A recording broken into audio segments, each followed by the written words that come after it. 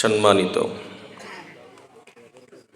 আজকের এই বিশাল ধর্মীয় জলসার মাননীয় সভাপতি সাহেব, মুআসসাস ও মুকাররম হযরত উলামায়ে কেরাম, বিভিন্ন জায়গা থেকে আগত দিন প্রিয়, ইসলাম প্রিয় আমার মুরব্বিয়ান সমাজ, কলিজার টুকরা যুবক ও ছাত্র বন্ধুরা, পর্দার আড়ালে অবস্থানরত শ্রদ্ধা ও সম্মানিতা আমার মা ও বোনেরা, মহান আল্লাহ রব্বুল আলামিনের দরবারে লক্ষ কোটি সুজুদ ও শুকর যে মহান রব্বুল আলামিন আমাদের সবাইকে সুন্দর একটি জীবন দান করে সুস্থ রেখে আজ এই মুহূর্তে দ্বীনি আলোচনা করা ও শুনবার মতো তৌফিক দিলেন, সেই রব্বুল আলামিনের শুকরিয়া আদায় করে নেই আলহামদুলিল্লাহ। তার সাথে সাথে আখিরি নবী সাইয়্যিদুল মুরসালিন রাহমাতুল লিল আলামিন শফিউল মুজনিবিন তিনার প্রতি অন্তরস্থল থেকে মুহাব্বতের সাথে একবার দরুদ পড়ে নেই সাল্লাল্লাহু আলাইহি ওয়াসাল্লাম। মুহতারাম হাজরাত, আমি আপনি যে আজ এই জায়গায় একত্রিত হয়েছি, এই একত্রিত হওয়া আমি আপনি নিজের ক্ষমতায় আসতে পারি নাই।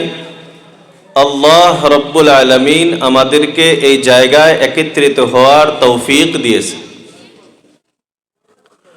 আল্লাহ রব্বুল আলামিন যদি আমাকে আপনাকে তৌফিক না দিতেন, তাহলে আমার আপনার এই জায়গায় একত্রিত হওয়া কখনো সম্ভব হইতো না। তো এটা আল্লাহ রব্বুল আলামিনের বহুত বড় আমার আপনার উপরে ইহসান, আল্লাহর দয়া, যে আল্লাহ রব্বুল আলামিন আমাদেরকে এই দ্বীনি আলোচনা শুনবার মতো তৌফিক দিন। এই তৌফিক আল্লাহ রব্বুল আলামিন সবাইকে দেন না, এ তৌফিক আল্লাহ সবাইকে দেন না। যাদেরকে আল্লাহ রব্বুল আলামিন জান্নাতে দিতে চান, আল্লাহ যার প্রতি ইচ্ছা ধারণ করেন যে একে আমি জান্নাত প্রদান করব, ওই বান্দা বান্দিকে আল্লাহ রব্বুল আলামিন দ্বীনি মজমুআয় দ্বীনি আলোচনা শোনা, কিছু দ্বীনি কথা শেখার তৌফিক দান করেন, বলি সুবহানাল্লাহ। এই জন্য আমরা যারা এই জায়গা পর্যন্ত আসছি, যাদেরকে আল্লাহ রব্বুল আলামিন আসার তৌফিক দিয়েছেন, আমরা বড় ভাগ্যবান। আমরা বড় ভাগ্যবান যে আল্লাহ রব্বুল আলামিন আমাকে আপনাকে এই জান্নাতি মজলিসে বসার তৌফিক দিয়েছেন। এই জন্য আমরা আল্লাহ রব্বুল আলামিনের যত শুকরিয়া আদায় করি ততই কম। আল্লাহ বলেন, লা ইন শাকারতুম লা আযীদান্নাকুম ওয়া লা ইন কাফারতুম ইন্না আযাবি লাশাদীদ। এ দুনিয়ার মানুষ, তোমরা যদি আমার নিয়ামত পাওয়ার পর, আমার নিয়ামত খাওয়ার পর, আমার নিয়ামত উপভোগ করার পর আমি আল্লাহর কৃতজ্ঞতা আদায় করো, আমি আল্লাহ তোমার ওই নিয়ামত আরো বৃদ্ধি করে দিব। আর যদি তোমরা আমার নিয়ামত খাওয়া পাওয়া উপভোগ করার পর আমি আল্লাহর অকৃতজ্ঞ বান্দা হয়ে যাও, আমার শুকরিয়া যদি তোমরা আদায় না করো, ইন্না আযাবি লাশাদীদ, তাহলে মনে রাখো আমি আল্লাহর শাস্তি বড় কঠিন। এই জন্য মুহতারাম দোস্ত আজিজ, যখনই আমার আপনার দ্বারায় কোনো ভালো কাজ হবে, আল্লাহ আমাদেরকে যখনই কোনো নেক কাজ করার তৌফিক দিবেন, সঙ্গে সঙ্গে আমরা আল্লাহ রব্বুল আলামিনের প্রশংসা আদায় করব। রাজি আছি তো ইনশাআল্লাহ? আল্লাহ আমাদের তৌফিক দান করুক, সবাই বলি আমিন। মুহতারাম দোস্ত আজিজ, আজকের এই জলসা, আমি কোনো নতুন মানুষ না। আল্লাহ রব্বুল আলামিন আমাকে আপনাদের মাঝখানে এর আগেও অনেকবার এনেছেন। আর শুধুমাত্র এই খালি জলসার জন্য আসা এমন না, আমি এই জায়গাতে আলহামদুলিল্লাহ লোকাল মানুষ, আপনাদেরই একজন ভাই ভাতিজার মতো। অনেকে যে আমাদের স্যার আছে আমাদের সাথে, সবের সাথে মানে এমন এক আন্তরিকতা, এমন এক মোহাব্বত, ভালোবাসা, যে আমি মনে করি যে ইনারা আমার কোনো সময় এটা মনেই করে না যে আমি একজন দূরের মানুষ। আর আমিও যখন আলহামদুলিল্লাহ এই জায়গাতে আসি, আমার এক মুহূর্তের জন্য এটা মনে হয় না যে আমি এখন বাহিরে আছি, আমার বাড়ির মতো আলহামদুলিল্লাহ। আর মৌলানা আকসাদুল ইসলাম সাহাব দামাত বারকাতুহুমুল আলিয়া সাল্লামাহু, উনি তো আমাকে আলহামদুলিল্লাহ বড় ভাই মানে, আমিও ছোট ভাই হিসেবে মানি। এটা যে শুধু আমরা এতটুক মানি এরকম না, বাহিরেও যে জলসাতে যাই তো 80% মানুষ ভাবে যে আমরা আসলেই দুইজন ভাই, একজন বড় ভাই একজন ছোট ভাই। চেহারার ভিতরে আলহামদুলিল্লাহ কিছু মিল আছে আলহামদুলিল্লাহ। তো যে জায়গাতেই যাই মানুষ ভাবে যে আমি আসলেতেই আমরা দুই ভাই। আর স্যার এরকম হয়ে যায় বিভিন্ন জায়গাত ওক ফোন করে পায় না, আমাকে ফোন করে আপনার ছোট ভাই তো ফোন উঠাইতেছে না। তো যাই হোক আলহামদুলিল্লাহ, এই যে এক মিলাপ্রীতি, এই মোহাব্বত, এই ভালোবাসা, আল্লাহ রব্বুল আলামিন যাতে আমাদের এই ভালোবাসাকে কবুল করে নেন, সবাই বলি আমিন, আরো জোরে বলি আমিন। কারণ আল্লাহ রব্বুল আলামিনকে রাজি খুশি করার জন্য কাউকে ভালোবাসা, আল্লাহকে রাজি খুশি করার জন্য কারো সাথে মন ভাঙ্গা, কারো সাথে সরে আসা, এটা জান্নাতি হওয়ার দলিল বলি সুবহানাল্লাহ। আল্লাহ রাসূল আল্লাহর হাবিব সাল্লাল্লাহু আলাইহি ওয়াসাল্লাম বলেছেন, চারটা কাম যে করে ওই ব্যক্তি ঈমানের মজা তার অন্তরের ভিতরে পায়, মানে ঈমানের স্বাদ সে গ্রহণ করে। সেই চারটা কামের ভিতরে যে কাউকে আল্লাহকে রাজি খুশি করার জন্য ভালোবাসে, কারো প্রতি ভালোবাসা আছে দুনিয়ার কোনো লোভ লালসার কারণে নয়, আল্লাহর জন্য কাউকে ভালোবাসে। আবার যদি কারোর সাথে শত্রুতা, তো এটা নিজস্ব কোনো কাজের জন্য, কোনো কামের জন্য শত্রুতা না, আল্লাহকে ভালোবাসার জন্য, আল্লাহকে রাজি খুশি করার জন্য কারোর সাথে শত্রুতা। এই কাজগুলি এমন কাজ যে এই কাজ যে মানুষ করে, আল্লাহ রাসূল আল্লাহর হাবিব সাল্লাল্লাহু আলাইহি ওয়াসাল্লাম বলেন যে ওই মানুষ ঈমানের চাশনি, ঈমানের লজ্জত, ঈমানের স্বাদ সে অন্তরের ভিতরে গ্রহণ করে, বলে সুবহানাল্লাহ। এই জন্য আমরা আল্লাহ রাব্বুল আলামিনের কাছে বেশি বেশি দোয়া করব, যাতে আল্লাহ রাব্বুল আলামিন আমাদের এই ভালোবাসা, এই মোহাব্বত মৃত্যু পর্যন্ত এবং জান্নাত যাওয়া পর্যন্ত আল্লাহ টিকিয়ে রাখেন, সবাই বলি আমিন। আর তার সাথে আরেকটা কথা, আজ মৌলানা আকসাদুল ইসলাম সাহেব আছে, আমি আছি আমাদের এলাকায়, হাফিজ খালিক আব্দুল খালিক সাহেব আছে, আরো আমাদের এলাকায় যে সমস্ত উলামায়ে কেরাম আছে, এগুলাও হলো আমাদের এলাকার সম্পদ, ঠিক না? এগুলা হলো আমাদের এলাকার সম্পদ। একজন ডাক্তার আছে, একজন ইঞ্জিনিয়ার আছে, প্রফেসর আছে, মাস্টার আছে, এই যে সমাজের যে উচ্চ পদস্থ মানুষগুলি, এই সব হলো আমাদের এলাকার গৌরব এবং আমাদের এলাকার সম্পদ। এখন এই সম্পদকে রক্ষা করা, এর দায়িত্ব আমরা যে এরা এই এলাকার ভিতরে যত মানুষ আছি, প্রত্যেকজন মানুষের দায়িত্ব হলো এই সম্পদগুলিকে রক্ষা করা। একজন আলিম হয়েছে, সেই সম্পদটাকে রক্ষা করা, কিভাবে তাকে আরো উঁচু পৌঁছানো যায়। একজন ডাক্তার হয়েছে, তাকে আরো কিভাবে আরো উপরের দিকে নেওয়া যায়। কেউ উকিল হয়েছে, কাকে আরো কিভাবে উপরে নেওয়া যায়। কেউ ইঞ্জিনিয়ার হয়েছে, আরো কিভাবে উপরে নেওয়া যায়। আইপিএস আইএস হয়েছে, তাকে কিভাবে আরো উপরে নেওয়া যায়। এটা আমাদের এলাকার প্রত্যেকজন মানুষের দায়িত্ব, কারণ এটা সম্পদ। আর এলাকার ভিতরে যদি দেখা গেল যে কোনো একজন সন্তান, কোনো একজন ছেলে, শিশু বাচ্চা, তার ব্রেন ভালো, তাকে চেষ্টা করলে সে উপর পর্যন্ত পৌঁছতে পারবে। হয়তো কোনো কারণবশত, টাকা পয়সার অভাব হোক, অন্য কোনো অভাবের কারণে সে উপরে পৌঁছতে পারতেছে না, তখন এলাকার প্রত্যেকজন মানুষের দায়িত্ব যে সেই বাচ্চাকে উপর পর্যন্ত পৌঁছানো। এটা আমার আপনার প্রত্যেকজন মানুষের দায়িত্ব। এখন আমি আপনি যদি এই দায়িত্ব পালন করি, তো আমার আপনার জন্য আল্লাহ রাব্বুল আলামিন জান্নাত রেখেছে। আর যদি এই দায়িত্ব আমি আপনি পালন না করি, আমি এই সম্পদকে যদি রক্ষণাবেক্ষণ না দেই, আমি আপনি যদি ইচ্ছা করি যে এই সম্পদটাকে নষ্ট করে ফেলি, তাহলে ভাই ওই যে আয়াত বলছিলাম ইন্না আযাবি লাশাদীদ, আল্লাহ বলেছেন তৈয়ার থাকো, আমি আল্লাহর শাস্তি কিন্তু বড় কঠিন। আল্লাহর যে শক্তি আছে, আল্লাহর যে ক্ষমতা আছে, এটা কি কিছু দুর্বল হয়েছে না আগের মতোই আছে? ভাই সবাই বলেন না, আল্লাহর শক্তি কমছে? আল্লাহু আলা কুল্লি শাইইন কাদির, আল্লাহ সর্বশক্তিমান, আল্লাহর চেয়ে কেউ ক্ষমতাবান নাই। এরে বন্ধুরা আমার, আজ 10-15 দিনের ঘটনা। আমেরিকার সবচেয়ে বিখ্যাত এলাকা লস অ্যাঞ্জেলেস, পৃথিবীর সবচেয়ে দামি দামি যারা তারকা তাদের বাসস্থান। এরে বন্ধুরা আমার, এরা কোটি কোটি বিলিয়ন টাকা খরচ করে মুসলমানদের বিরুদ্ধে গাজাতে হামলা চালিয়েছে, মুসলমানদের ক্ষতি করছে কি করে নাই? আল্লাহ রব্বুল আলামিন কিছু কয় নাই, ঠিক আছে করতে থাক।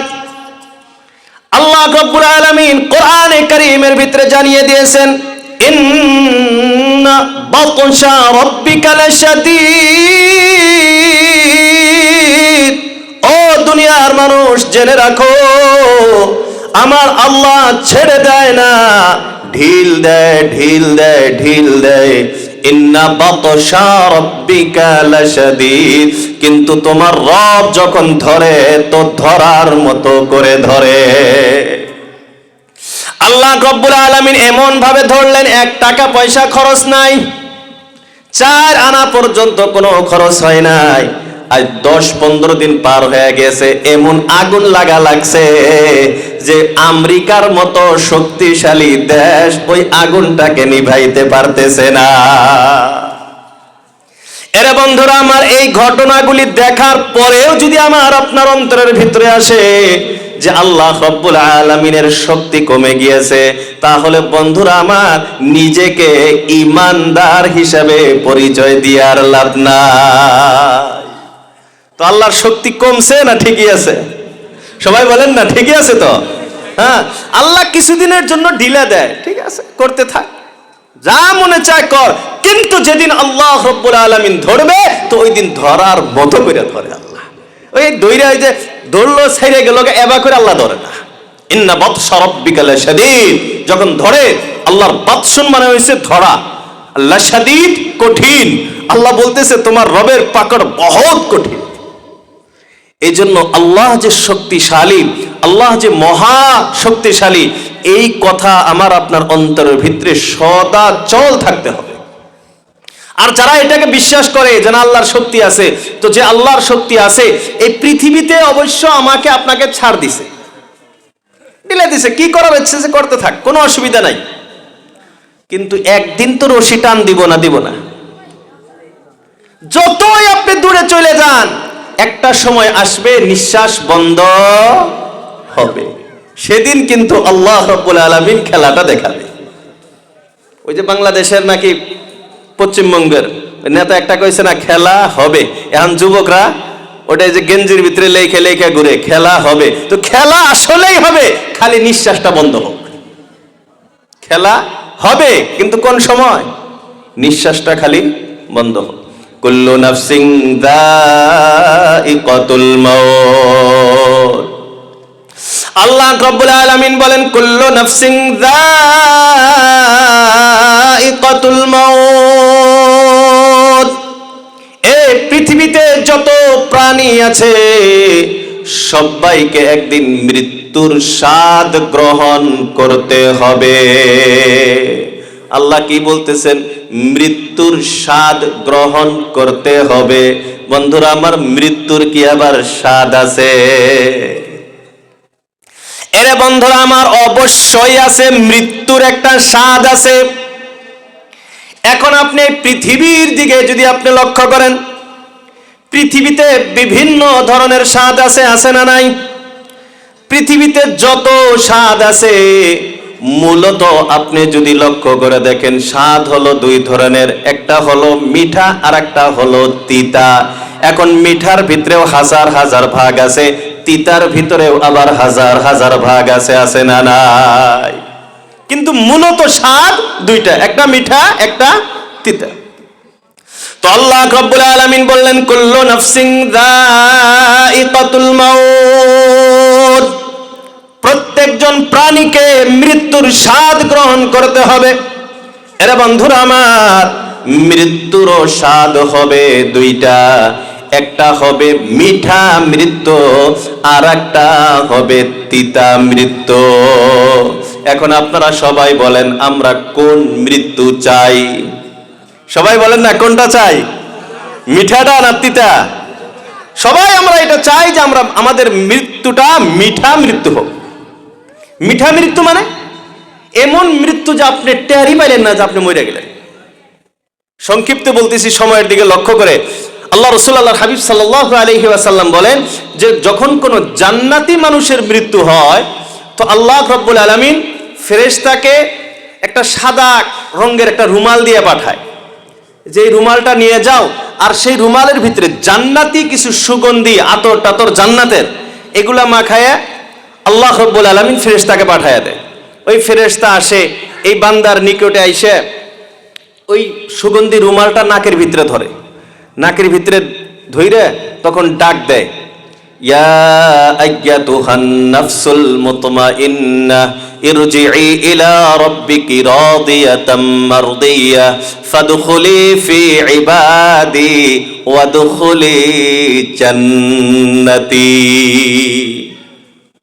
ফেরেশতা এসে ওই বান্দাকে, ওই রূহটাকে, নফসটাকে, আত্মাটাকে ডাক দেয়, ইয়া আইয়াতুহান নাফসুল মুতমাইন্নাহ, ও প্রশান্ত মন, ও নফসে মুতমাইন্নাহ, ইরজিই ইলা রাব্বিকি, তুমি তোমার রবের দিকে ফিরে আসো, কারণ রব তো তোমাকে এই জায়গাতে রেখেছিল, এখন তুমি রবের দিকে ফিরে আসো।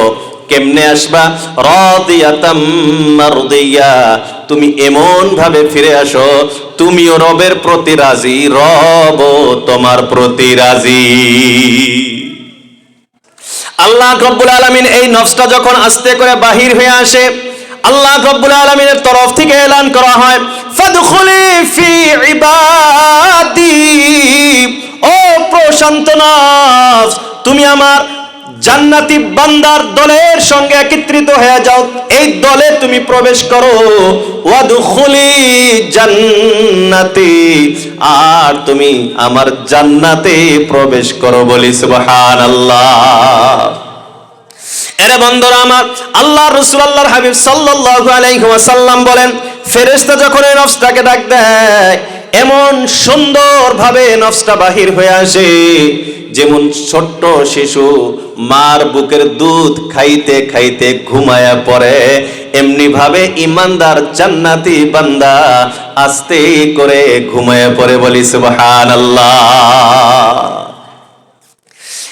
আর যখন কোন গুনাহগার, কোন জাহান্নামী বান্দার রূহটাকে বাহির করা হয়, আল্লাহ রাসূল আল্লাহর হাবিব সাল্লাল্লাহু তাআলা আলাইহি ওয়াসাল্লাম বলেন, ওই বান্দার কাছে ফেরেশতা একটা রুমাল নিয়ে আসে, যে রুমালের ভিতরে জাহান্নামের দুর্গন্ধ রাখা, ওইটা নাকের ভিতরে যখন শুকানো হয় আর যখন তার রূহটাকে বাহির করা হয়, তাকে বলা হয় না তুমি বাহির হয়ে আসো, ফেরেশতারা তাকে টাইনা বাহির করে নিয়ে আসে।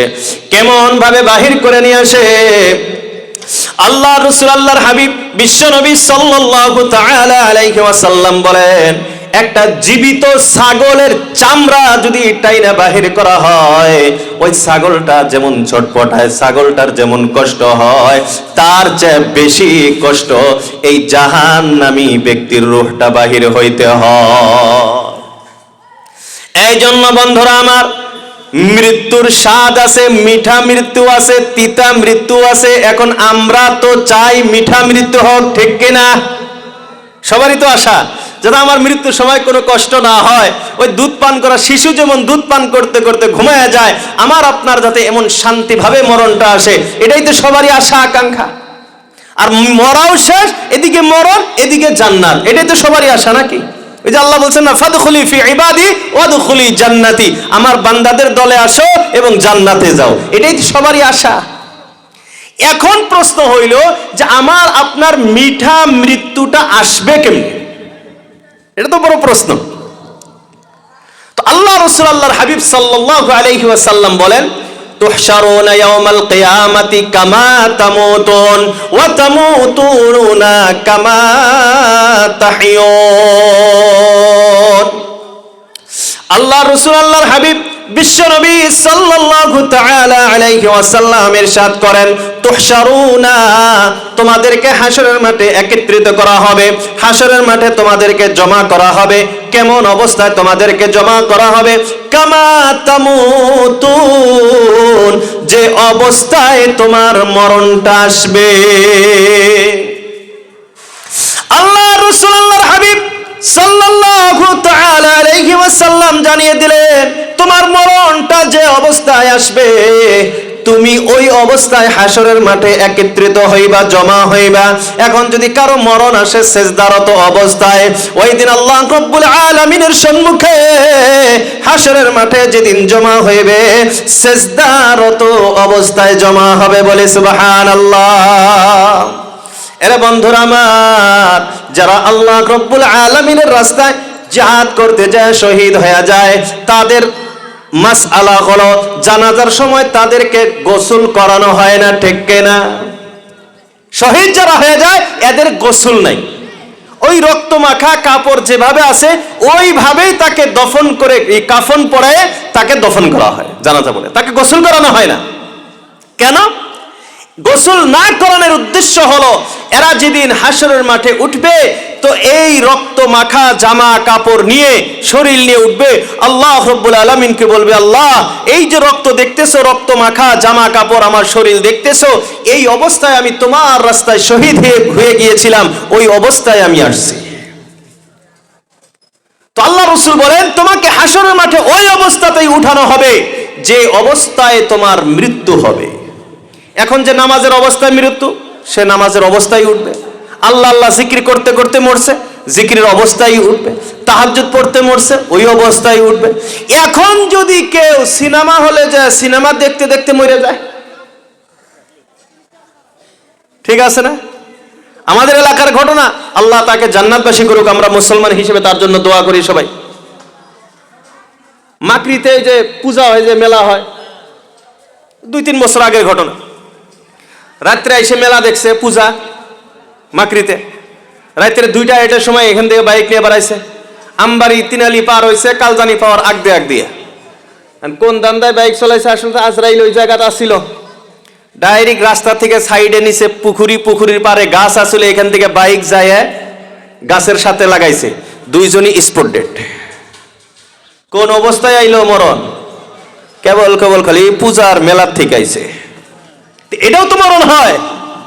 আবার কেউ নামাজের অবস্থায় দেখবেন, নামাজ পড়ছে 4 রাকাতের নামাজ, 4 রাকাত পড়ছে, নফল পইরা সেজদাত গেছে, আর ওঠে না।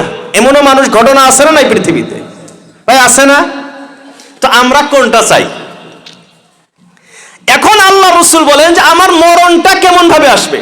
হাসরের মাঠে আমার মরণ যেমন ভাবে আসবে, আমি হাসরের মাঠে সেইভাবে উঠব।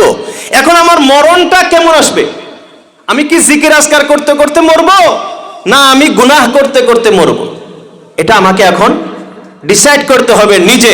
আল্লাহ রাসূল আল্লাহর হাবিব আগে বলেন, ওয়া তামুতুনা কামা তাহইয়ুন। আল্লাহ রাসূল আল্লাহর হাবিব সাল্লাল্লাহু তাআলা আলাইহি ওয়াসাল্লাম বলেন, ওয়া তামুতুনা, আর তোমার মরণ আসবে কোন অবস্থায়? কামা তাহইয়ুন, যেমনি ভাবে তুমি জীবন যাপন করবা। এরা বন্ধুরা আমার, আমি আপনি যদি জিকির আজকার আল্লাহকে রাজি খুশি করার ভিতরে জীবনটা পার করি, আমার মরণটা আসবে আল্লাহ রাব্বুল আলামিনকে রাজি খুশি করার অবস্থায়। আর আমি হাসরের মাঠে উঠব ওই জিকির আজকারের অবস্থায়। আর আমার আপনার জীবনটা যদি অতিবাহিত হয় গুনাহের কাজের ভিতরে, গুনাহের ভিতরে, এরা বন্ধুরা আমার, গুনাহের অবস্থায় যদি আমার মরণটা আসে, তাহলে আমি আপনি হাসরের মাঠে যেদিন উঠব ওই গুনাহরত অবস্থায় উঠতে হবে। আর যখনই আমি আপনার গুনাহরত অবস্থায় উঠব, একদল উঠবে নেকির অবস্থায়, আর একদল উঠবে গুনাহের অবস্থায়, অপরাধের অবস্থায়। মানুষ তো ইচ্ছা করবে তলে তলে কেমন ভাবে লুকায় দেখি ওই নেকি করা মানুষ নেককারদের দলের ভিতরে প্রবেশ করা যায় কিনা। দুনিয়ার ভিতরে আমি যতই অপরাধ করি, যতই গুনাহ করি, ভালো মানুষের দল দেখলে অপরাধ করার পরে আস্তে করে যায় ওই নেককার মানুষের দলের ভিতরে জমা হয়ে যায়, যায় কি যায় না? আরে বন্ধুরা আমার, ওই দিন মানুষ নেককার মানুষের দলের ভিতরে যা জমা হওয়ার জন্য চেষ্টা করবে। আল্লাহ রাব্বুল আলামিন ওই দিন এলান করে দিবেন, ওয়ামতাজুল ইয়াউমা আইয়ুহাল মুজরিমুন। আল্লাহ রাব্বুল আলামিন বলবেন, ওয়ামতাজুল ইয়াউমা আইয়ুহাল মুজরিমুন, ও অপরাধীর দল, আইয়ুহাল মুজরিমুন, ও অপরাধীর দল, ও গুনাহগারের দল, ওয়ামতাজুল ইয়াউম, আজকে আলাদা হয়ে যাও, আলাদা হয়ে যাও। আজকে নেককারদের সঙ্গে মিশে তোমার কোনো লাভ হবে না।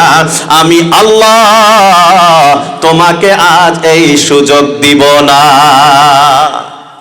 এরা বন্ধুরা আমার, ওই দিন আপনি যত ইচ্ছা করেন না কেন, আপনি নেককার মানুষের দলের ভিতরে জমা হইতে পারবেন না। আল্লাহ রাব্বুল আলামিনের এলান যখন হয়ে যাইবে, সঙ্গে সঙ্গে আপনি আর ওই দিকে যাইতে পারবেন না। অটোমেটিক আপনার হাত পা গুনাহগারদের দিকে চলে যাইবে। কেন যাবে? এরা বন্ধুরা আমার, মানুষ ওই দিন আল্লাহ রাব্বুল আলামিনের কাছে মিথ্যা কথা বলবে। আল্লাহ রাব্বুল আলামিন জবানটাকে বন্ধ করে দিবেন। আল্লাহ বলেন, আল ইয়াউমা নাখতিমু আলা আফওয়াহিহিম ওয়া তুকাল্লিমুনা আইদিহিম ওয়া তাশহাদু আরজুলুহুম বিমা কানু ইয়াকসিবুন। আল্লাহ রাব্বুল আলামিন বলেন, আল ইয়াউমা নাখতিমু আলা আফওয়াহিহিম, আজ আমি বান্দার জবানটাকে বন্ধ করে দিব, কথা বলার ক্ষমতা আমি শেষ করে দিব। ওয়া তুকাল্লিমুনা আইদিহিম, বান্দার হাত আমার সঙ্গে কথা বলবে। ওয়া তাশহাদু আরজুলুহুম, বান্দার পাও আমারে সাক্ষী দিবে। বিমা কানু ইয়াকসিবুন, দুনিয়াতে যা কিছু আমল করে এসেছিলাম। আমি আপনি দুনিয়াতে যেমন ভাবে চলেছি, ওই দিন যখন আল্লাহ রাব্বুল আলামিন বলবেন, গুনাহগার যারা, অপরাধী যারা, আলাদা হয়ে যাও, আপনার পা আপনাকে অপরাধীর দলের দিকে নিয়ে যাবে। আপনি হাজার চেষ্টা করলে ওই দিকে আর যাওয়া সম্ভব হবে না। এরে বন্ধুরা আমার, আল্লাহ রাব্বুল আলামিন কোরআনের অন্য একটি জায়গার ভিতরে বলেন, ওই দিন আল্লাহ রাব্বুল আলামিন দুনিয়াতে যারা আল্লাহ রাব্বুল আলামিনকে সিজদা করেছে, আল্লাহ রাব্বুল আলামিনের সম্মুখে রুকু করেছে, নামাজ আদায় করেছে, এরা তো নেককার বান্দা। ওই দিন অনেক মানুষ থাকবে, বলবে, আল্লাহ আমরাও তো নামাজ পড়ছি, আমরাও তো নামাজি আছিলাম। আল্লাহ রাব্বুল আলামিন ওই দিন বলবেন, সবাই আজকে রুকু করো, সবাই আজকে সিজদারত হয়ে যাও। এর বন্ধুরা আমার, যারা দুনিয়ার বুকে আল্লাহ রাব্বুল আলামিনের সম্মুখে মাথা নত করেছে, রুকু করেছে, সিজদা করেছে, ওই দিন তারা রুকুর অবস্থায় যাইতে পারবে, তাদের কোমরটা বেঁকা হয়ে যাবে। এর বন্ধুরা আমার, আর যারা দুনিয়াতে আল্লাহ রাব্বুল আলামিনকে রাজি খুশি করার জন্য নামাজ পড়ে নাই, রোজা রাখে নাই, হজ যাকাত ইত্যাদি করে নাই, ওই দিন হাজার চেষ্টা করবে কিন্তু তাদের কোমরটা বাঁকা হবে না। এই জন্য বন্ধুরা আমার, আমি আপনি যদি মিঠা মৃত্যু চাই, আমি আপনি যদি জান্নাতি হইতে চাই, তাহলে এই জীবনেই আমাকে পরিবর্তন আনতে হবে। আমি আপনি ঘরে বসে থাকবো আর যদি চিন্তা করি আসমান থেকে ফেরেশতা এসে আমাকে পরিবর্তন করায় দিবে, এটা অসম্ভব ব্যাপার। আল্লাহ রাব্বুল আলামিন বলেন, ইন্নাল্লাহা লা ইউগায়্যিরু মা বিকওমিন হাত্তা ইউগায়্যিরু মা বিআনফুসিহিম।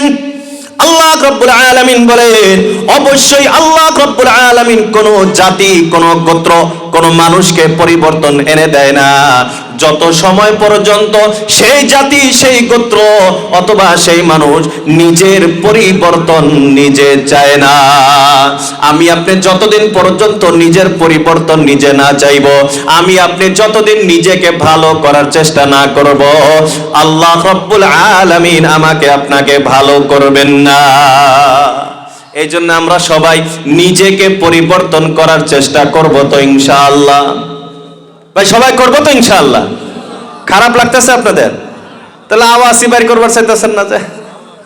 আল্লাহু আকবার। ভাই অনেক মানুষ এখনো রাস্তা দিয়ে ঘোরাফেরা করতেছেন, সবাইকে অনুরোধ করতেছি আমরা ইনশাআল্লাহ প্যান্ডেলের ভিতরে আসার চেষ্টা করি। এই সময়টা যে আল্লাহ আমাদেরকে দিয়েছেন এটা আমাদের জন্য বড় দামি একটা সম্পদ। আল্লাহ আমাদেরকে যে এই সময়টুকু দিয়েছেন, কোরআন হাদিসের কথা শোনার যে আল্লাহ আমাদেরকে তৌফিক দিলেন, এটা আল্লাহর বহুত বড় নেয়ামত। আজ আমি এটা যদি অবহেলা করি, না আমার এটা দরকার নাই, তাহলে ওই যে অপেক্ষা থাকেন মরণটা আসুক, তারপরে খেলা, কথা কয় না মান, খেলা হবে অল্প কয়দিন, কয়েক সেকেন্ডেরও তো গ্যারান্টি নাই। আছে গ্যারান্টি? কেউ বলতে পারবেন যে হুজুর আমি আরো 5 বছর বাঁচবো? আসি কেউ এরকম? এই পৃথিবীতে আসার সিরিয়াল আছে, যাওয়ার কোনো সিরিয়াল নাই। কত যুবক ডেইলি বাইক গে চলাইতে চলাইতে হাওয়ার ভিতরে উড়ে গেছে, নাই? অনেক আছে। এই জন্য ভাই আল্লাহ যে আমাদেরকে এই সুবর্ণ সুযোগটা দিলেন, আমরা এই সময়টাকে কাজে লাগাই, আমরা দ্বীনি আলোচনা শুনি। কি জানি আল্লাহ রব্বুল আলামিন আমার আপনার এই আমলটুকুও যদি কবুল করে নেয়, আশা করা যায় আমি আপনি জান্নাতি হইতে পারবো বলি সুবহানাল্লাহ। আল্লাহ ওই দিন জান্নাতে নেওয়ার জন্য খালি বাহানা তালাশ করবো, খালি বাহানা। দলিল আমরা অনেকেই একটা ঘটনা শুনেছি, বুখারী শরীফে ঘটনাটা আছে। আগের নবীর উম্মতদের ভিতরে একটা ঘটনা, একজন জিনাকারিনী মহিলা ছিল, মরুভূমিতে একদিন সে একটা পিপাসা কুকুরকে পানি পান করাইছে। ঘটনা জানি না, সবাই শুনছি তো আমরা আগে। তো এই একটা কুকুরকে পানি পান করানো, এই আমলটা আল্লাহর কাছে এত পছন্দ হয়েছে যে আল্লাহ তাকে এলান করে দিয়েছে যে আল্লাহ তোমার সারা জীবনের গুনাহ মাফ করে দিয়েছে বলি সুবহান। তো আমার আপনার এই সামান্য আমল, ছোট আমল, এই যে জলসা শুনতেছি, দ্বীনি আলোচনা শুনতেছি, আল্লাহ যদি এই আমলটাও আমার আপনার ইখলাসের সাথে হয়, আল্লাহকে রাজি খুশি করার জন্য হয়, আল্লাহ যদি আমার এই একটা আমলও কবুল করে, এই এক আমলের বদলা আমি আপনি জান্নাত পাইতে পারি বলি সুবহান। এই জন্য মুহতারাম দোস্ত আজিজও, যিনারা এখানে এখনো রাস্তাঘাটে আছি, দোকানপাটে আছি, হ্যাঁ বিভিন্ন কাজে ব্যস্ত আছি, আল্লাহকে ওয়াস্তে বলতেছি আমরা সবাই প্যান্ডেলের ভিতরে আসার চেষ্টা করি ইনশাআল্লাহ। তো আজকের এই যে জলসা, এটা আয়োজন করা হয়েছে মাদ্রাসার পক্ষ থেকে, ঠিক না? মাদ্রাসা কাক কয়? মাদ্রাসা আরবি শব্দ, এর অর্থ হলো স্কুল বা বিদ্যালয়। কিন্তু আমরা মাদ্রাসাকে বিদ্যালয় বলি না, স্কুল বলি না, একাডেমি বলি না। কেন? এটাকে মাদ্রাসাই কেন বলি? এর রহস্যটা হলো, মাদ্রাসা আমরা এই জন্য বলি যে এই জায়গাতে আরবি শিক্ষা দেওয়া হয়। আর আরবি শিক্ষা মানে কোরআনে কারীম শিক্ষা দেওয়া হয়। যে জায়গাতে কোরআনে কারীম শিক্ষা দেওয়া হয় তাকে মাদ্রাসা বলা হয়, ঠিক কিনা? তো এই জায়গাতে কোরআনে কারীমের শিক্ষা হয়, এই জন্য এই জায়গাকে আমরা মাদ্রাসা বলি। এখন বলেন কোরআনে কারীমের দাম আছে না নাই? ভাই সবাই বলেন না, আছে না নাই? কোরআন এমন এক দামি কিতাব যে আল্লাহ রব্বুল আলামিন যেদিন এই কোরআন নাজিল করেছেন, আজ পর্যন্ত আল্লাহ রব্বুল আলামিন এই পৃথিবীকে চ্যালেঞ্জ ছুড়ে দিয়েছেন, যদি তোমাদের এই কোরআনে কারীমের ব্যাপারে কোনো সন্দেহ হয় তাহলে কোরআনের মতো একটি আয়াত, একটি সূরা তোমরা বানায় নিয়ে আসো। আর আল্লাহ শুধুমাত্র এমনি চ্যালেঞ্জ করেন নাই। কেউ হয়তো বলতে পারে যে আমি যদি একা একা চেষ্টা করি তাহলে হবে না। আল্লাহ বলেন ওয়াদউ শুহাদাআকুম, তোমাদের যত সহায়ক হইতে পারে সমস্ত সহায়কারীদেরকে একত্রিত করে একসাথে মেল মিটিং করে তারপর চেষ্টা করো, নিয়ে আসো দেখি কোরআনে কারীমের একটি সূরার মতো সূরা। আজ পর্যন্ত কেউ পারছে? ভাই পারছে? কিয়ামত পর্যন্ত পারবে? অসম্ভব। আল্লাহ রাব্বুল আলামিন প্রত্যেকটা যুগে এক একটা চ্যালেঞ্জ দিয়েছেন। কোরআনে কারীমের যে এই চ্যালেঞ্জ যে তোমরা কোরআনে কারীমের মতো সূরা বানাও, নিজে না পারো তোমাদের সহায়ক যারা আছে তাদেরকে তোমরা একত্রিত করে সহায় নিয়ে তারপরে কোরআনের সূরার মতো একটি সূরা বানাও। বর্তমান যুগে আজকের এই দিনে পৃথিবীতে সবচেয়ে বড় সহায়ক কে? আমরা যারা শিক্ষিত ভাইয়েরা আছে আমরা জানি, বর্তমান আজকের দিনে সবচেয়ে বড় সহায়ক chat GPT, AI chat GPT, এটা আমাদের যারা শিক্ষিত ভাইরা আছে, যারা স্কুল কলেজে পড়ে, একদম 100% সবার মোবাইলের ভিতরে এই অ্যাপস আছে চ্যাট জিপিটি।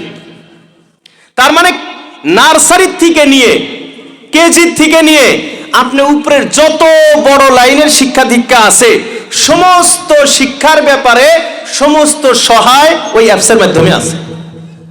আপনার যে কোনো বিষয় লাগে, স্কুলের পড়াশোনা বাদ দিয়েও অন্য যে কোনো ব্যাপারে আপনার যত সহায় লাগে, চ্যাট জিপিটি আপনাকে সহায় করে। আপনার একটা কিতাব লেখা লাগে, আপনার মনের ভিতরে ধারণা হয়েছে এই বিষয়ে একটা আমি কিতাব লিখতে চাই, আপনি চ্যাট জিপিটিকে বলেন যে হে চ্যাট জিপিটি, আমি এই বিষয়ে একটা কিতাব লিখতে চাই, আমাকে কিতাব লিখে দাও। 2 মিনিট লাগবে না, আপনার সামনে আমার 100-150 পৃষ্ঠার কিতাব লিখে বাড়াই আসবো। যে কোনো ব্যাপারে আপনার লাগে, সহায় লাগে, চ্যাট জিপিটি আপনাকে সহায় করে। তাহলে আল্লাহ যে বললেন ওয়াদউ শুহাদাআকুম, তোমাদের সহায়কারী যত হইতে পারে তাদেরকে নিয়ে আসো, দেখি কোরআনে কারীমের মতো একটা সূরা বানাইতে পারো কি পারো না।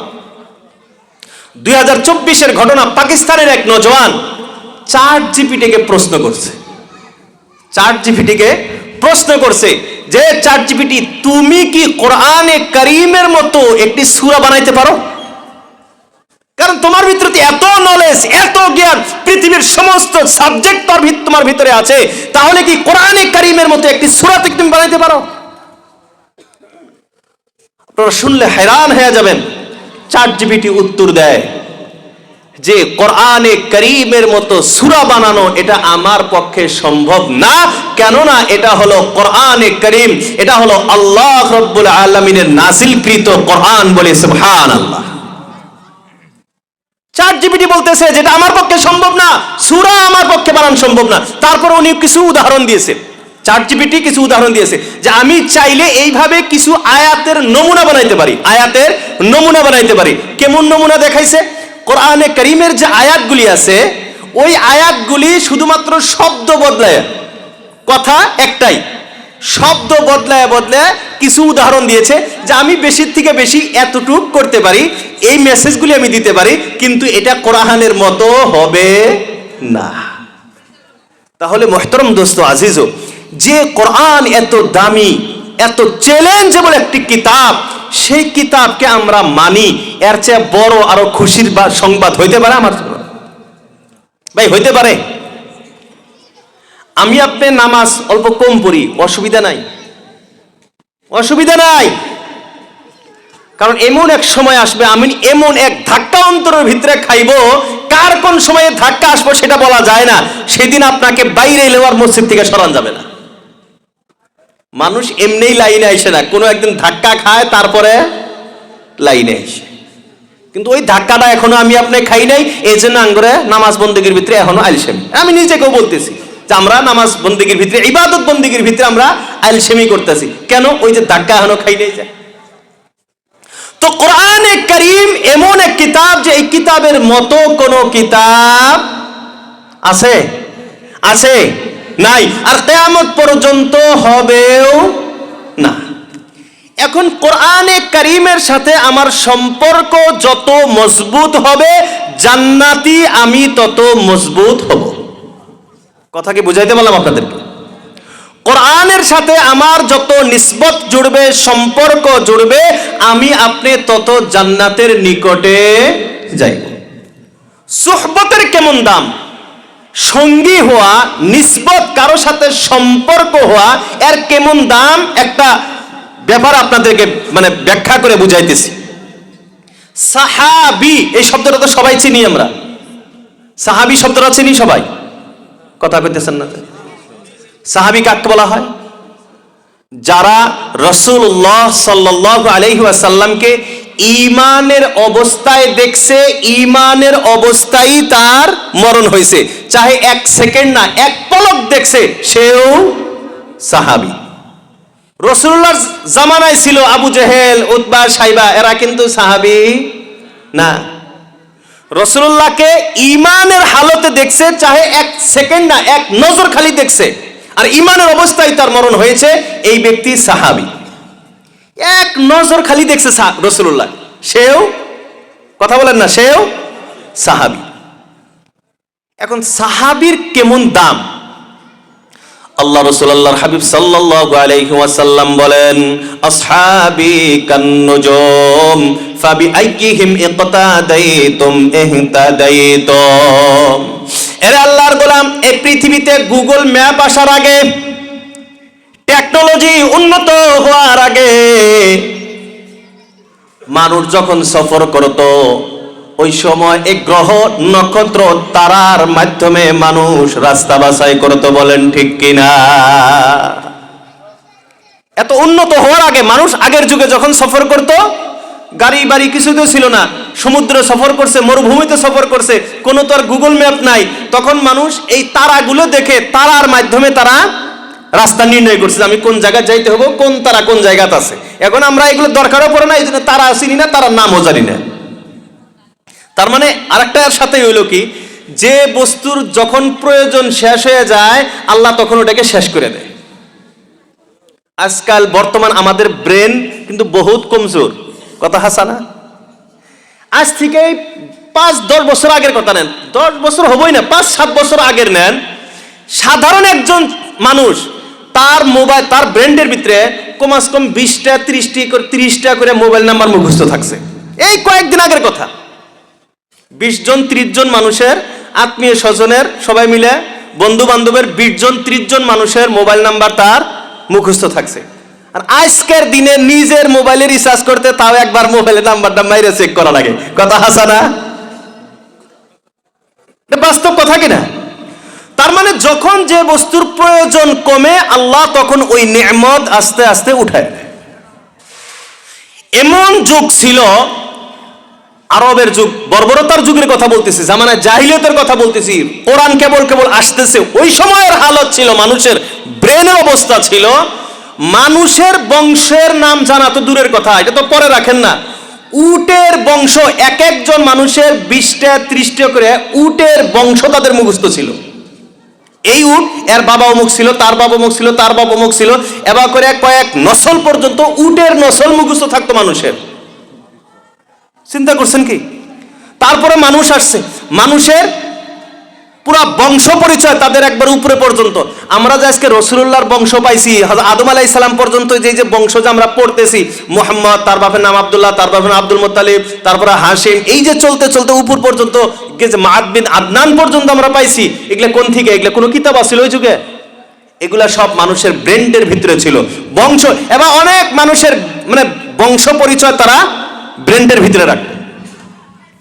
যখন আস্তে আস্তে মোবাইল আইছে, বিভিন্ন ধরনের সিস্টেম আইছে, এখন মুখস্থ বিদ্যা লাহে লাহে ব্রেন কমে যাইতেছে। তারপরে আরো কিছুদিন পরে আইব, আরো কমে যাব। তার মানে যখন যেটার প্রয়োজন তখন সেটা থাকে, আল্লাহ রাখে, প্রয়োজন কমে যায়, আল্লাহ নেয়ামত উঠায় আনে। তো আগের যুগে কি করতো মানুষ? নক্ষত্র গ্রহ তারার মাধ্যমে মানুষ রাস্তা বাইর করতো। তো আল্লাহ রাসূল আল্লাহর হাবিব সাল্লাল্লাহু আলাইহি ওয়াসাল্লাম বলেন, আসহাবি কান্নুজুম, আমার প্রত্যেকজন সাহাবা এক একটা নক্ষত্র গ্রহ তারার মতো। ফাবিআইয়িহিম ইকতাদাইতুম, তুমি আদনা থেকে আদনা কোন সাহাবীর জন্য অনুসরণ অনুকরণ করো, ইহতাদাইতুম, তুমি জান্নাতি হয়ে যাবা। বলি সুবহানাল্লাহ। এক একজন সাহাবী সব রাস্তা দেখানোর মতো যোগ্য। অন্য এক হাদিসের ভিতরে আল্লাহ রাসূল আল্লাহর হাবিব সাল্লাল্লাহু আলাইহি ওয়াসাল্লাম বলেন, আস-সাহাবাতু কুল্লুহুম আদুল, আমার প্রত্যেকজন সাহাবী ইনসাফের একেবারে উপরের লেভেল পর্যন্ত। আমার সাহাবীর কোনো কথা চুল পরিমাণ অবিশ্বাস করার মতো না। এক নজর খালি রাসূলুল্লাহ দেখছে, সেও এই ক্ষমতার মালিক, যার জীবনে কোনো এর কথা জীবনে ফেলায় দেওয়ার মতো কথা না। এক নজর খালি রাসূলুল্লাহকে দেখছে, তার অনুকরণ অনুসরণ করো, তুমি জান্নাতের পথ পেয়ে যাবে। কেন? কি এমন জাদু আছে যে খালি এক নজর দেখছে? রে মুহতারাম দোস্ত আজিজো, এই জন্যই তো সাহাবী না। সাহাবী এই শব্দটা গঠিত হয়েছে সুহবাতুন শব্দ থেকে। সুহবাতুন মানে সঙ্গী হওয়া, সুহবাতুন মানে সঙ্গী হওয়া, কারো সঙ্গী হয়ে থাকা, কারো সান্ধ্য লাভ করা। রাসূলুল্লাহর এক নজর যদি কারো উপরে পড়ছে, সে সাহাবীর লকব পাইছে। তার কত দাম? উপর লেভেল পর্যন্ত। তার অনুসরণ অনুকরণ করলে আপনি বিনা হিসাবে জান্নাতি হয়ে যাবেন, বলি সুবহান। তো সুহবতের দাম আছে না নাই? একই যুগে আছে, রাসূলুল্লাহর ঈমানও আনছে, কিন্তু রাসূলুল্লাহকে দেখার তৌফিক হয় নাই। রাসূলুল্লাহর যুগ পাইছে, সময় পাইছে, কিন্তু দূরে থাকার কারণে, কোনো কারণবশত সে রাসূলুল্লাহর সাক্ষাৎ পায় নাই, সে কিন্তু সাহাবী না। তার এই লেভেল পর্যন্ত দাম না। পৃথিবীতে যত বড় বুজুর্গ হোক, যত বড় কুতুব আবদাল হোক, যত বড় আল্লাহর ওলি হোক, সাহাবার এক পশমের যোগতুল্য হবো? কোন সাহাবার এক পশম সমতুল্য কারো দাম সম্ভব? সম্ভব। তো কেন এই দাম? কেন বলে রাসূলুল্লাহর সুহবতের কারণে। তো সুহবতের দাম আছে না নাই ভাই? আছে না নাই? ঠিক তেমনি ভাবে কোরআনে কারীমের সাথে যদি আমি আপনি সম্পর্কিত হই, আল্লাহ রাব্বুল আলামিন আমাকে আপনাকে আর সাধারণ রাখবো না, আমাকে সবার সেরা বানায় দিব, বলি সুবহানাল্লাহ। এখন কোরআনের সাথে সম্পর্ক হইলে যে সে সবার থেকে আলাদা হয়ে যায়, সবার চেয়ে দামি হয়ে যায়, সবার থেকে সেরা হয়ে যায়, এর দুই তিনটা উদাহরণ দেই। কারণ উদাহরণ না দিলে তো কথা বুঝে আসবে না। এই যে সামনে, পরে বলি, বছরের রাত আছে 360-65টা, 360-65টা রাত আছে, আছে না? এই সমস্ত রাত্রের ভিতরে সবচেয়ে দামি পাওয়ারফুল রাত কোন রাত? সবাই বলেন না? কদরের রাত। কদরের রাতের চেয়ে দামি তো আর কোনো রাত নাই। কেমন দামি রাত? কত ক্ষমতা! আল্লাহ রাব্বুল আলামিন বলেন, লাইলাতুল কদরি খায়রুম মিন আলফি শাহর। কদরের রাত এত দামি রাত, এক রাতের ইবাদত 1000 মাসের ইবাদতের চেয়েও শ্রেষ্ঠ, বলি সুবহানাল্লাহ।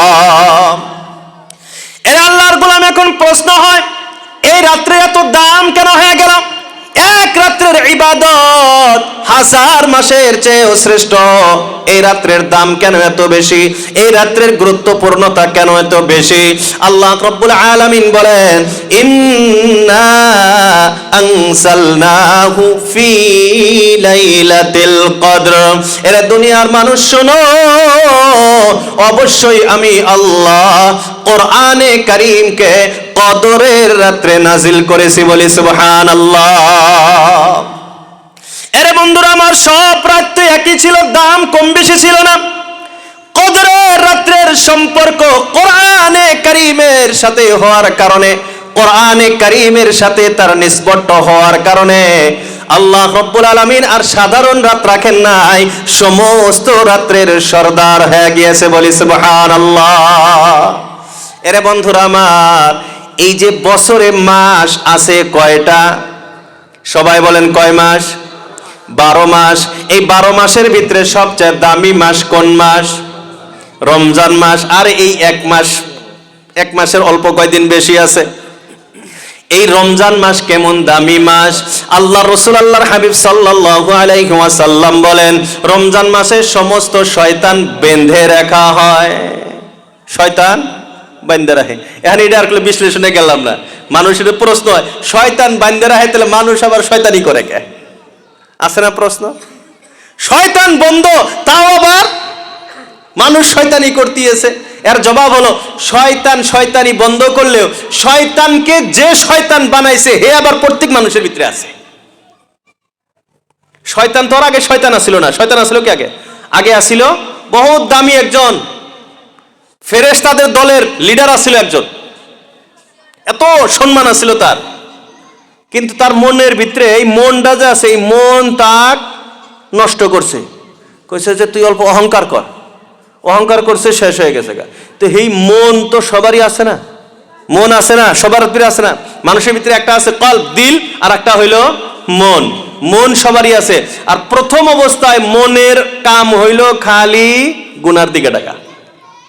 ইন্নান নাফসা লাআম্মারাতুম বিসসু। মনের কাজ শুধুমাত্র গুনাহের দিকে ডাকা। মন 3 ধরনের। মন কয় ধরনের শুনবো আমরা? মন তিন ধরনের, একটা হলো নফসে আম্মারা, নফসে লাওয়ামা, নফসে মুতমাইন্না। নফসে আম্মারা এটা হলো খালি গুনাহ, এরা নেকির কথা কোনোদিন মনে হয় না, খালি গুনাহ করে, আছে না এমন মানুষ? এটা হলো নফসে আম্মারা। আর একটা হলো নফসে লাওয়ামা, তার মানে মাঝে মাঝে নেকিও করে, মাঝে মাঝে গুনাহও করে। তার মানে মন কোনো সময় নেকির দিকে আসে, কোনো সময় গুনাহের দিকে আসে। আমরা 80-90% এই ধরনের মানুষ, ঠিক না? আর একটা হলো নফসে মুতমাইন্না, এটা আর গুনার দিকে কয় না, খালি নেকির কথা কয়। ওই যে আগে কইছিলাম, ইয়া আইয়াতুহান নাফসুল মুতমাইন্না ইরজিই ইলা রাব্বিকি রাদিয়াতাম মারদিয়া। নফসে মুতমাইন্না হইলে তখন সরাসরি জান্নাত, আর নফসে লাওয়ামা হইলে তাইলে জাহান্নামে যা কিছু গুতানি টুতানি খাওয়ার পরে জান্নাত, আর নফসে আম্মারা হইলে সরাসরি জাহান্নাম। নফস তিনটা, মানুষও তিন ধরনের, একটা হইলো ডাইরেক্ট জাহান্নাম, একটা হইলো কিছুদিন জাহান্নাম, আর একটা হইলো ডাইরেক্ট জান্নাত। মানুষও তিন ধরনের, নফসে আম্মারা আলা এটা ডাইরেক্ট জাহান্নাম, নফসে লাওয়ামা আলা কিছুদিন গুতানি খাওয়ার পরে জান্নাত, আর নফসে মুতমাইন্না যদি আমি আপনি বানাইতে পারি, চেষ্টা তো করার লাগবো না, কি কন? নফসে মুতমাইন্না যদি বানাইতে পারি তাইলে আর গুতানি টুতানি খাওয়া লাগবো না, ডাইরেক্ট জান্নাত। আল্লাহ রাসূল বলেন, আল মাউতু জাসারুন ইউসিলুল হাবিবা ইলাল হাবিব। মৃত্যু তো শুধুমাত্র একটা ঝটকার নাম, ঝটকা লাগছে আর বন্ধুর সাথে মুলাকাত হয়ে গেছে, বলি সুবহানাল্লাহ।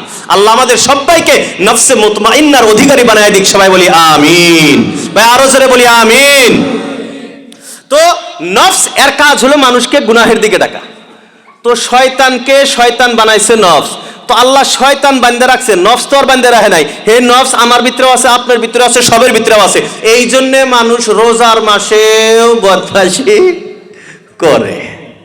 তো রমজানের দাম কেমন, ফজিলত কেমন? আল্লাহ রাসূল আল্লাহর হাবিব সাল্লাল্লাহু আলাইহি ওয়াসাল্লাম বলেন, রমজানে নফল ইবাদত করলে ফরজ সমতুল্য সওয়াব, ফরজ ইবাদত করলে 70 গুণ সওয়াব বেশি, বলি সুবহানাল্লাহ।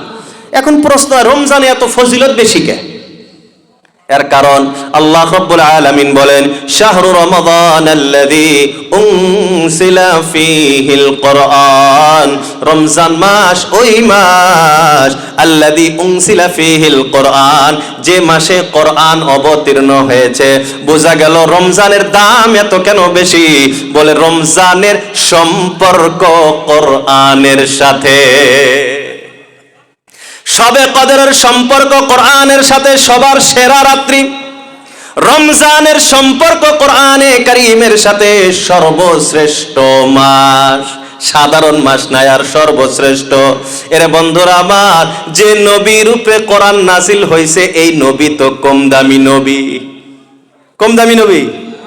আরে সাইয়্যিদুল আউয়ালিন ওয়াল আখিরিন, আউয়াল ও আখির সবার সরদার, সাইয়্যিদুল আম্বিয়া সমস্ত নবীদের সরদার, ইমামুল আম্বিয়া সমস্ত নবী রাসূলদের ইমাম। কেন? বলে কোরআন তার উপরে নাজিল হয়েছে। এখন আমি আপনি যারা উম্মতে মুহাম্মদী আছি, আমাদের দাম আছে না নাই? আছে না? আল্লাহ রাব্বুল আলামিন কোরআনে কারীমের ভিতরে বলেন, কুনতুম খায়রা উম্মাহ, কুনতুম তোমরা, আমি আপনি আল্লাহ আমাদেরকে বলতেছেন, কুনতুম তোমরা খায়রা উম্মাতিন, উম্মত আদম থেকে নিয়ে কিয়ামত পর্যন্ত যত নবীর যত উম্মত আসবে, খায়রা উম্মাতিন সমস্ত উম্মতের সেরা উম্মত। তাহলে কেন? বলে কোরআনের সাথে সম্পর্কিত হওয়ার কারণে। এর বন্ধুরা আমার, এখন সবাই বলেন, আমাদের কোরআনের সাথে সম্পর্কিত হওয়ার প্রয়োজন আছে না নাই? তাহলে কোরআনের সাথে সম্পর্কিত হওয়া এক নাম্বার হলো নিজে কোরআন শিখতে হবে, নিজে কোরআন শিখতে হবে, শিখবো তো সবাই। 2 নাম্বার, নিজের সন্তানকে কোরআন শিখাইতে হবে। না হইলে আমি নিজে শিখছি, নিজে নামাজ পড়ি, রোজা রাখি, নিজে আমল করি, সন্তানের এইদিকে খেয়াল দিলাম না, তাহলে এই সন্তানের কারণে আমাকে আপনাকে জাহান্নামে যাইতে হবে। সন্তানকে শিক্ষিত বানাইতে হবে, কোরআনের শিক্ষায় শিক্ষিত বানাইতে হবে। আর সন্তানকে কোরআন শিখাবার চাইলে মাদ্রাসার প্রয়োজন আছে না নাই? ভাই আছে না নাই? আছে। এই জন্য আমার একটা কথা মনে পড়লো, হযরত মাওলানা আশরাফ আলী থানভী রাহিমাহুল্লাহর একটা বয়ান আমার মনে পড়ছে। উনি বোম্বাইতে এক মজমুয়ার ভিতরে বলছিলেন, ভাই তুমকো মাদ্রাসা মে পয়সা দেনা হো তো দো, नहीं তো মত দো। উনি সিধা কথা, দেনা হো তো দো, नहीं তো नहीं, वरना क्या होगा, आज से 50 साल के बाद तुम्हारे कानों में अजान देने वाला, तुमको दफनाने वाला, जनाजा पढ़ाने वाला तुमको नहीं मिलेगा। तुम्हारे औलाद सब मुश्रिक, काफिर, बेईमान, यहूद और नसारा बन जाएगा। आज तुम्हारे औलाद को अगर सुधारना हो तो आज तुमको यहां देना। আমার আপনার ভবিষ্যৎ, আমার সন্তান, এটাই তো ভবিষ্যৎ না? আমার সন্তান, তার সন্তান, আমার যে মানে একটা জীবন যে আছে, আমার সন্তান যে আছে, এদের ভবিষ্যৎ যদি আমি চাই যে তারা মুসলমান হয়ে থাকুক, তাহলে মাদ্রাসা টিকিয়ে রাখতে হবে। আর যদি কই যে না আমার সন্তান কাফির, মুশরিক, বেঈমান, ইহুদি, খ্রিস্টান, নাসরা হয়ে মরুক, তাইলে ভাই মাদ্রাসা দেওয়ার দরকার নাই, মাদ্রাসা টিকানোর দরকার নাই, মাদ্রাসা তালা মেরে। আজ যে পৃথিবী, সারা পৃথিবী এই মাদ্রাসার পিছনে যে লাগছে, মাদ্রাসা বন্ধ করো, মাদ্রাসা বন্ধ করো। কেন? কারণ জানে মাদ্রাসা যেদিন থেকে বন্ধ, ওই দিন মুসলমান নাম থাকবো, ইসলাম শেষ হয়ে যাবে। কথা হাসানা? আর যতদিন মাদ্রাসা থাকবে ততদিন ইসলাম, কথা কয় না মানুষ, ইসলাম থাকবে। আমি একবারে সাধারণ একটা উদাহরণ দেই। আজ থেকে 2-4 বছর পাশে যান, 2019-20 দিকে আসেন। 2019-20 মনে আছে তো জ্বালাটা? আমি আইছিলাম এই বাজারে, এন থেকে দৌড়ায় পরে এসে মাদ্রাসার ঘরে হান্দাইছি, মনে আছে না? আর মির্জা দাবরানি, লকডাউন, করোনা ভাইরাস, মনে আছে তো? এই করোনা ভাইরাসের সময় অনেক জায়গাতে, আমাদের এলাকার কথা বলতেছি, অনেক জায়গাতে জুমার নামাজ হয় নাই, ঈদের নামাজটা পর্যন্ত পড়ে নাই। কেন? কেরা পড়াবো, ইমাম সাহেব নাই। কথা হাসানা? তাহলে এই বাস্তব কথা, 2-4 বছর আগের এই অবস্থা যে ইমাম না থাকার জন্য জুমার নামাজ, ঈদের নামাজ আমরা পড়বার পাই নাই। তো এখনো যদি আমাদের জেহেনের ভিতরে না আইসে যে না মাদ্রাসা টিকান রাখবো, গ্রামে একজন না, খালি আকসাদুল না, এই আকসাদুলের মতো আরো 50 জন তৈয়ার করতে হবে, এই চিন্তা ধারণা যদি আমার আপনার না আসে, তাইলে অপেক্ষা থাকেন, আল্লাহ হয়তো আবার করোনার মতো কোনো গজব দিব, না হইলে আঙ্গুরে একবারে ফিনিশ করে হেলাবো। কারণ আল্লাহ তো গজব গুলো দেয় আমার আপনার শেখার জন্য, যে দিসি দেখ বান্দা নামাজ পড়বা পাইতেছে না, ইমাম নাই, মুয়াজ্জিন নাই, তাইলে এখন নিজে ঠিক হয়ে যাও। এখন যদি আমরা না হই, তাহলে আল্লাহ কি করব? না আবার গজব দিয়ে একবার শিক্ষা দিব, আর না হইলে আল্লাহ কব যে একবার এটা ফিনিশ করে হেলা। তা আমরা কোনটা চাই? ফিনিশ হয়ে যাম একবারে, না মাদ্রাসা টিকান লাগবো? তাহলে এই মাদ্রাসা যদি টিকান লাগে, আলহামদুলিল্লাহ আপনারা যুবক ভাইয়েরা, মুরব্বীরা, এই মাদ্রাসার পরে কতটুকু কি আছে এটা তো আমি ভালো করেই জানি আলহামদুলিল্লাহ। আর আপনারাও আমাকে চেনেন ভালো করে, যেহেতু এর সাথে আমার এই মাদ্রাসার সাথে যেমন সম্পর্ক, আপনাদের সাথেও আলহামদুলিল্লাহ আন্তরিক একটা ভালো একটা সম্পর্ক আমার আছে। তো আমি কালেকশন করবো না, আগামী বছর আবার তো মাদ্রাসা আরম্ভ হবো ইনশাআল্লাহ। সবাই বলেন ইনশাআল্লাহ। তাহলে মাদ্রাসাত খাওয়ান দাওয়ানোর ব্যবস্থা করা লাগবে না? নাই? সবাই করবো তো ইনশাআল্লাহ। একটা হাদিস খালি বলি, আল্লাহ রসুলের জামানায় 2 জন ভাই ছিলেন, একজন মাদ্রাসা পড়ে, আসহাবে সুফার মাদ্রাসা, আবার কবেন যে হুজুরের যোগ্য করে মাদ্রাসা আসিল, আসহাবে সুফার চবুতরা, যারা হজ উমরা করবার জন্য গেছে, মসজিদ নববীর পিছনেই, মানে এই যে রোজায় রসুল যে আছে, রসুল্লাহ রোজা, তার পিছন দিকেই দেখবেন এই যে স্টেজটা আছে, প্রায় এতটুকু জায়গা দেখবেন, 1 ফুট 1.5 ফুট উঁচা ঘর, আজকেও আছে, এখন বর্তমান বসবার দেয় না ওনে। আমি আলহামদুলিল্লাহ 2018 হজের টাইমে ওনে কয়েকদিন বসছি, কোরআন তেলাওয়াত করছি আলহামদুলিল্লাহ, এখন বসার সুযোগ নাই। ওইটাই হইলো আসহাবে সুফার চবুতরা। ওই জায়গায় সাহাবা কেরামের মাদ্রাসা ছিল, তারা পড়াশোনা করছে। ওই মাদ্রাসার সবচেয়ে 1 নাম্বার ছাত্রর নাম আবু হুরায়রা রাদিয়াল্লাহু তাআলা আনহু, সবাই নাম জানি তো আমরা। তো এক ভাই মাদ্রাসা পড়ে, আর এক ভাই কামাই করে। এই যে ভাই কামাই করে, এই যায় রাসূলুল্লাহ কইতেছে, ইয়া রাসূলুল্লাহ, আমি তো বড় কষ্ট করে কামাই করি, আমার ভাই আপনার মাদ্রাসা পড়ে, তাকে অল্প বুঝান, আমার কথা তো হনে না, 2 জনে কামাই করলে আঙ্গুরের সংসারটা ভালো করে চলবো। আমাদের প্রশ্ন কিন্তু একই, আমি কামাই করে কেন মাদ্রাসায় দিব, মাদ্রাসার ছাওয়া পাওয়াকে আমি কেন খাওয়াবো? এই প্রশ্ন আর ওই সাহাবীর প্রশ্ন একই। আল্লাহ রাসূল জবাব দিলেন, লাআল্লাকা তুরসাকু বিহি, এ বড় ভাই শোনো, আল্লাহ যে তোমাকে রিজিক দিতেছে, আল্লাহ যে তোমাকে কামাই উপার্জন দিতেছে, তোমার এই ছোট ভাইয়ের উসিলায় আল্লাহ তোমাকে দিতেছে। বোঝা গেল কি? আজ এই এলাকাবাসীকে যে আল্লাহ কামাই রোজগার দিতেছে, আপনার দোকান, আপনার বিজনেস, আপনার ব্যবসা সবকিছু যে চলতেছে, এই মাদ্রাসার ছাত্রর দোয়ার বরকতে চলতেছে। এই জন্য মুহতারাম দোস্ত আজিজ, আমি যদি এই মাদ্রাসার প্রতি খেয়াল না রাখি, তো যে আল্লাহ আমাকে সম্পদ দেয়, যে আল্লাহ কামাই করার তৌফিক দেয়, সেই আল্লাহ তো আমাকে ফকির বানাবার পায় না। এ ক্ষমতা আল্লাহর নাই? কথা কয় না? ইয়াবসুতুর রিজকা লিমান ইয়াশা ওয়া ইয়াকদির, আল্লাহ বলেন আমি যাকে চাই সম্পদের পাহাড় বানায় দেই, আবার আমি আল্লাহ চাইলে সেকেন্ডের ভিতরে বাদশাকে ফকির বানায় দেই। এজন্য